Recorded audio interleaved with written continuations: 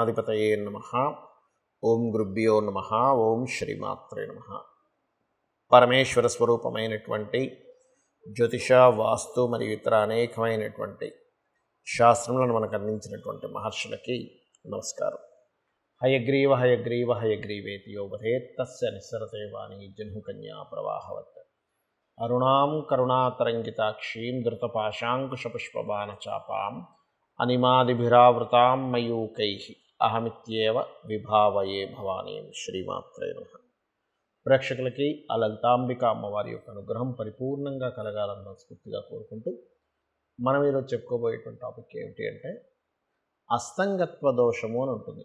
అది జన్మజాతకంలోనే ఉంటుంది. కాస్త గోచారంలో కనుక ఏదైనా గ్రహం అస్తంగత్వ దోషంలోకి వెళ్ళినప్పుడు ఆ సమయంలో ఏ ఏ లగ్నాల వారు, రాశి కాదంటే ఒకవేళ లగ్నం తెలియకపోతే అప్పుడు రాశి చూసుకోండి, కానీ ఏ లగ్నాల వారు ఏ అంశాలలో జాగ్రత్తగా ఉండాలి. అయితే ఇప్పుడు మనకి ఏ గ్రహం అస్తంగత్వంలో ఉంది, కంబస్ట్ అంటారు దాన్ని ఇంగ్లీష్లో, అంటే శని భగవానుడు అస్తంగత్వంలో ఉన్నాడు. కర్మకారకుడైనటువంటి శని భగవానుడు కనుక అస్తంగత్వ దోషంలో ఉన్నప్పుడు మరి ఏ ఏ లగ్నాల వారికి ఏ విషయాల్లో జాగ్రత్త వహించాలి, ఎటువంటి పరిహార మార్గాలు చేసుకోవాలి, అది ఏ తేదీ వరకు ఉంది అని చెప్పి చూసుకున్నట్లయితే 12వ తేదీ మార్చి వరకు ఉందండి. ఇప్పుడు ఆల్రెడీ ప్రారంభమైంది. ఇక్కడ నుంచి 12వ తేదీ మార్చి 2024 వరకు ఉంది. కాబట్టి ఒక్కొక్క లగ్నరీత్యా మనం చెప్పుకుందాం. మిథున లగ్నము, మిథున రాశి.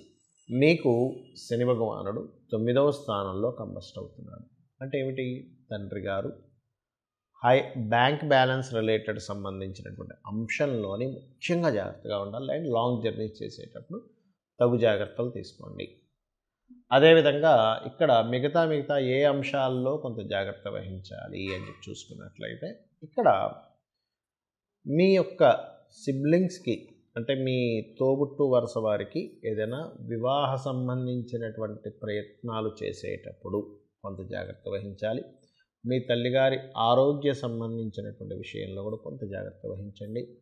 మరియు ఎవరికైనా ట్రాన్సాక్షన్స్ చేసేటప్పుడు, అంటే ఈ మనీ ట్రాన్సాక్షన్ చేసేటువంటి అంశాల పట్ల కాస్త జాగ్రత్త వహించండి. అదేవిధంగా పిహెచ్డి చేసేటువంటి వారు హైయర్ ఎడ్యుకేషన్ రిలేటెడ్ సంబంధించినటువంటి అంశంలో కూడా కొద్దిపాటి జాగ్రత్త అవసరం, ముఖ్యంగా మిథునం వారికి. అదేవిధంగా మీ యొక్క సంతానం ఏదైనా ప్రేమ వ్యవహారాలకు సంబంధించిన విషయంలో ఉన్నట్లయితే ఆ విషయంలో కూడా వాళ్ళు కొంత ఇబ్బంది పడతారు ఈ కంబస్ట్ వల్ల చూసుకున్నట్లయితే. అలాగే మరొక విషయం ఏంటంటే ఇక్కడ ఈ భాగ్యస్థానంలో జరుగుతుంది కాబట్టి పెద్ద మొత్తంలో ఎవరికైనా బ్యాంకులో ట్రాన్సాక్షన్స్ చేసేటప్పుడు కాస్త జాగ్రత్త వహించాలి.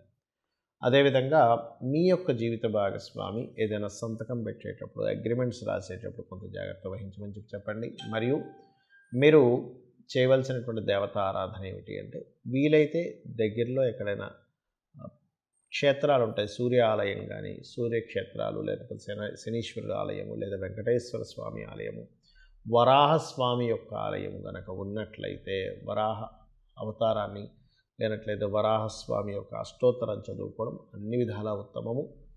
ఇక్కడ ఒకటే ఈ 12వ తేదీ వరకు మాత్రమే ఇది వర్తిస్తుంది. 12వ తేదీ తర్వాత ఏమవుతుందంటే రవికి శనికి 10 డిగ్రీల కంటే ఎక్కువ తేడా వచ్చేస్తుంది. కాబట్టి 10 డిగ్రీలు ఎప్పుడైతే దాటిపోయాడో ప్రాబ్లం అనేటువంటిది ఉండదు. ఇక్కడ చాలామందికి జాతకం ఉండదు.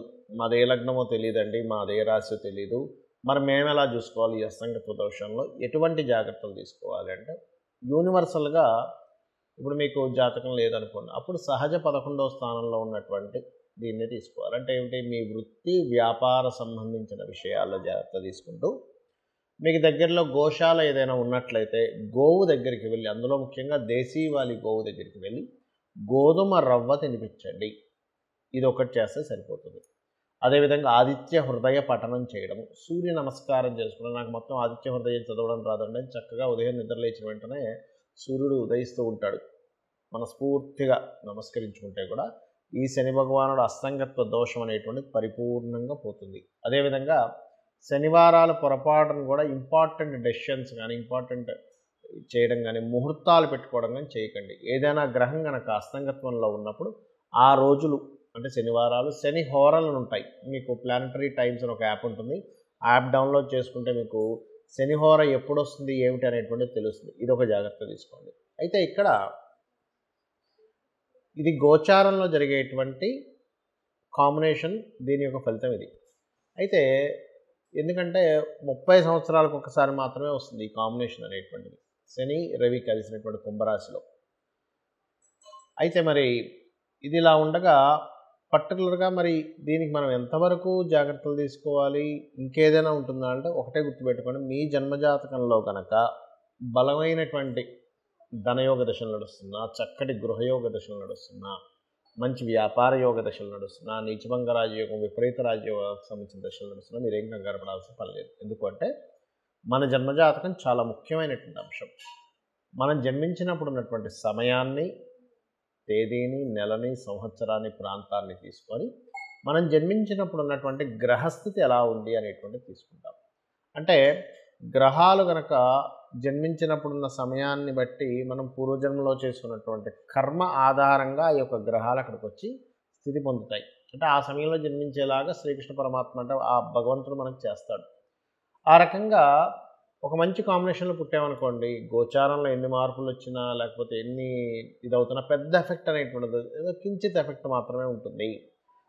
మన జన్మజాతకంలో ఎప్పుడు కూడా మన లగ్నాన్ని బట్టి మన స్థితిగతులు ఏమిటి, మన ధనాధిపతిని బట్టి మనం ఏ మార్గంలో వెళ్తే ధనం మనకు కలుగుతుంది, ఏ సమయంలో మనం ధనాన్ని ఇన్వెస్ట్మెంట్ చేయొచ్చు, ఇన్వెస్ట్మెంట్ చేయకూడదు, ఎవరికైనా ఇవ్వాలంటే ఇవ్వాల్సిన సమయం ఉందా లేదా, అంటే ఇప్పుడు కరెక్ట్ టైమా కాదా, అదేవిధంగా ఒక ప్రాపర్టీ కొనుక్కుంటున్నామంటే ఎప్పుడు కొనుక్కోవాలి, ఏ దిశల్లో కొనుక్కోవాలి, వివాహం విషయాలు కానీ చాలామంది చూడండి వివాహం ఆలస్యం అవుతుందని బాధపడుతుంటారు. కానీ ఆలస్యం అవుతుందని బాధపడటం కంటే కూడా అది ఆ సమయం రాదు, ఆ టైంలో సమయం రానప్పుడు వాళ్ళకి అర్థం కాక అయ్యో మేము ఇప్పుడు చాలా ఇబ్బంది పడిపోతున్నామండి, మాకు సమయం రాలేదని చెప్పి ఇదవుతూ ఉంటారు. కాదు, ఇక్కడ బాగా అర్థం చేసుకోవాల్సిన విషయం ఏంటంటే మీరు సమయం రాకుండా ఒక సూర్యోదయం చూడండి, ఉదయం 6:30కి వస్తుంది, నేను అర్ధరాత్రి 1 గంటకి 2కి 3కి మాటిమాటికి తలుపులు తెరిసే సూర్యోదయం రాలేదంటే బాధ ఎలా బాధపడతామో, వివాహ సమయం ప్రతి వ్యక్తికి 3 నుంచి 5 సార్లు ఉంటుంది.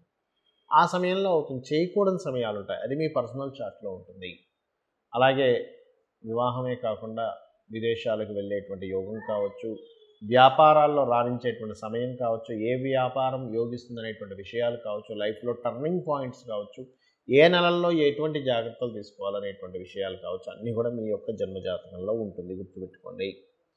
ఇక ఇవన్నీ ఒక ఎత్తు అయితే ఇక్కడ మనకి జాతకం లేదు, ఏమీ లేదు, కానీ జాతకం భయంకరంగా ఉందని తెలిసింది పోని ఒకటే గుర్తుపెట్టుకోండి, అమ్మవారి యొక్క ఆరాధన కనుక మీరు చేయగలిగితే ఎటువంటి దోషములు ఉన్నా మీ జన్మజాతకంలో ఖచ్చితంగా అవన్నీ కూడా పక్కకు పోయి అమ్మవారు రక్షిస్తుంది, గుర్తుపెట్టుకోండి. ఇవన్నీ ఏం పెట్టుకోకండి మైండ్లో. అయితే మీకు ఇక్కడ సందేహం కలగొచ్చేవండి, మరి మనకి జన్మజాతకంలోనే మొత్తము ఉంటే మనం ఈ గోచార ఫలితాలని, ఈ అస్తంగత్వ దోషాలు ఇవన్నీ చెప్పుకుంటున్నాము అంటే మనిషి యొక్క జీవితం 2 రకాలుగా డిజైన్ చేయబడుతుంది. ఒకటి మన నిర్ణయాలు, మనం తీసుకునే స్టెప్స్, మనం తీసుకునే నిర్ణయాలు, మన ఆలోచనలతో ఒకటి ఉంటే, మన ఆలోచనలతోని మన నిర్ణయాలతో సంబంధం లేకుండా బయట మార్కెట్ కానీ గోచారం కానీ నడుస్తూ ఉంటాయి. అంటే అలాగా చూడండి, ఒక వ్యక్తి మొన్న ఒక 3.5-4 ఏళ్ల క్రితం మనకు కరోనా వచ్చింది. అసలు ఎవరు ఊహించలేదు, ఏదో పెట్టాడు అట్లాగా, ఒక షాప్ ఏదో పెట్టుకున్నాడు, సడన్గా కరోనా వచ్చింది, మూసేయాల్సి వచ్చింది. ఎంత ప్లానింగ్ చేసుకున్నా ఏం చేసుకున్నా కూడా బయట ఉండే వాతావరణం మారిపోయింది. లేదా ఒక వ్యక్తి ఒక ఈవెంట్ అనుకున్నాడు, సడన్గా వర్షం పడింది. అంటే ఏమిటి, మీకు సంబంధం లేకుండా అలా ఉంటుంది. లేదా ఒక ప్రదేశానికి వెళ్దాం అనుకున్నాం, ట్రాఫిక్ ఎక్కువైపోయి జామ్ అయిపోయి మీరు వెళ్ళవలసిన సమయం కంటే ఒక అరగంట గంట లేట్ అయింది. అంటే ఏమిటి, మీ చేతుల్లో లేదు అది కొన్ని. అయితే గోచార గ్రహాలు ఏం చెప్తాయంటే ప్రజెంట్ కండిషన్ ఇలా ఉంది, ఇలా జరగబోతుంది, సో నీ ప్లాన్స్ని ఇలా ప్లాన్ చేసుకో. గోచారంలో ఇక ధనం మీదకి ఈ గ్రహం వచ్చింది, గోచారంలో గృహం మీదకి ఈ గ్రహం వచ్చింది, గోచారంలో వివాహ సమయం సంబంధమైనటువంటి వాటికి ఈ గ్రహం వచ్చింది, కాబట్టి నువ్వు ఈ పరిహార మార్గం చేసుకో అనేటువంటిదే గోచార ఫలితాలు. కాబట్టి మీరు ఈ యొక్క గోచార ఫలితాలని, మీ జన్మజాతక ఫలితాలని తెలుసుకొని ఆ అమ్మవారి యొక్క అనుగ్రహాన్ని పరిపూర్ణంగా పొంది మీరు ఆయురారోగ్యాలతోని అష్టైశ్వర్యాలతో తొలతూగాలని మనస్ఫూర్తిగా కోరుకుంటూ శ్రీమాత్రే నమః.